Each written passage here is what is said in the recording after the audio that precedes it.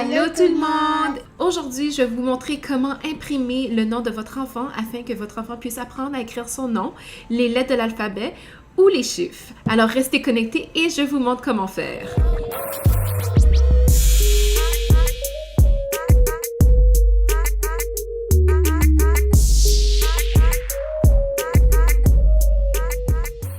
Donc, la première chose que vous allez faire, c'est ouvrir une application, un browser Internet. Moi, ici, j'utilise Chrome. Une fois que c'est ouvert, vous allez taper le site web qui est handwritingpractice.net. Je vais mettre l'adresse Internet en bas dans la boîte de description. Donc, une fois que vous avez ouvert le site Internet, voici la page qui va apparaître. On va faire une feuille pratique et vous allez pouvoir le customize à votre façon, à votre manière. Vous allez cliquer sur « Click here to begin ». Vous avez 3 choix de caractères. Vous pouvez choisir détaché, style italique et cursive. Donc, moi, je vais choisir détaché. La première étape va consister à choisir entre 1. Avoir le même texte sur chaque ligne ou 2. Avoir un texte différent sur chaque ligne. Alors, moi, je vais choisir le même texte sur chaque ligne. La deuxième étape apparaît. Et la première chose que nous allons faire, c'est changer le titre de notre feuille. Et comme vous pouvez le voir ici, le titre présentement, c'est Handwriting Practice. Et moi, je vais écrire « J'apprends à écrire mon nom ». Ensuite, dans la deuxième case ici, on va pouvoir entrer le texte qu'on veut qu'il apparaisse sur notre feuille. Donc, on va dire que mon nom, c'est Jessica. Puis, je vais écrire Jessica. Je veux apprendre à écrire mon nom. Et puis, si jamais je veux le rentrer une deuxième fois, c'est possible. On retourne dans notre case ici. On fait un espace et on écrit Jessica. Ça apparaît une deuxième fois. Étape numéro 3. Vous allez avoir 5 options. La première option, c'est d'avoir des flèches qui va pouvoir aider votre enfant à diriger son crayon afin de pouvoir écrire la lettre comme il faut. Ça, c'est bon pour les enfants qui débutent en écriture. La deuxième option, c'est d'avoir des lignes pointillées. La troisième option, c'est des points.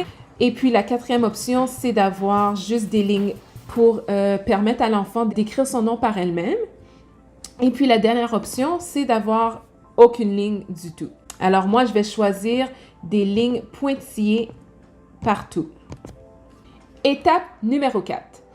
Vous allez premièrement choisir le style, soit ligne pointillée comme j'ai déjà choisi, ou hollow comme ici. Ensuite, vous pouvez choisir la direction du texte, soit landscape ou portrait. Ensuite, vous choisissez la grandeur du papier. Ensuite, vous avez le choix de choisir la couleur que vous voulez. Pour le texte, les lignes et les flèches. Moi, j'aime bien les couleurs qu'ils ont utilisées, alors je vais les laisser comme ça.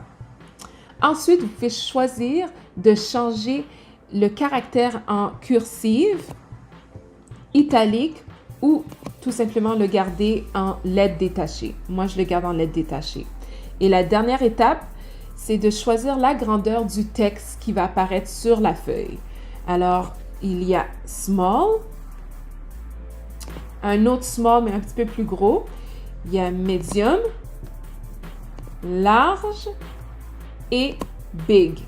Ah, mais voilà, maintenant on a une erreur parce que notre texte est trop long. Donc, on va devoir retourner dans la case ici et enlever un peu de texte pour que ça puisse rentrer dans l'espace. Et puis là, c'est terminé. Vous pouvez tout simplement l'imprimer ici en cliquant sur Print Practice Worksheet. Je vais vous montrer une dernière option.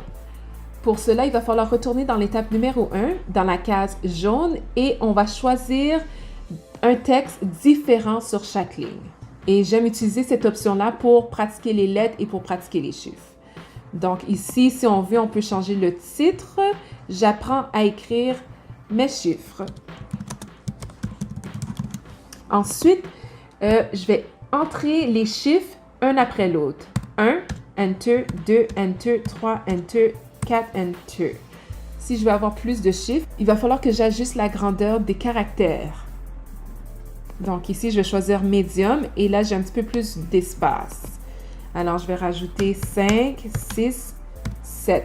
Et vous pouvez choisir de rajouter plus qu'un chiffre à la fois, mettre des espaces, Vous pouvez faire la même chose avec tous les chiffres. Sinon, vous pouvez juste le garder tout simplement avec un chiffre et puis laisser l'enfant pratiquer à l'écrire par elle-même. Donc, c'est tout ce que je voulais vous montrer aujourd'hui. J'espère que cette information-là va vous être utile. J'espère que vous allez pouvoir la partager avec d'autres personnes dans votre entourage qui va pouvoir en bénéficier, les grands-parents, les parents, les professeurs. Bon, j'espère que vous avez apprécié l'information. N'hésitez pas à laisser vos questions, commentaires, suggestions dans la boîte ci-dessous. Et également, vous pouvez cliquer sur le bouton like si vous avez apprécié et souscrire à ma chaîne. N'oubliez pas de cliquer sur la cloche. Merci et à la prochaine! À la prochaine!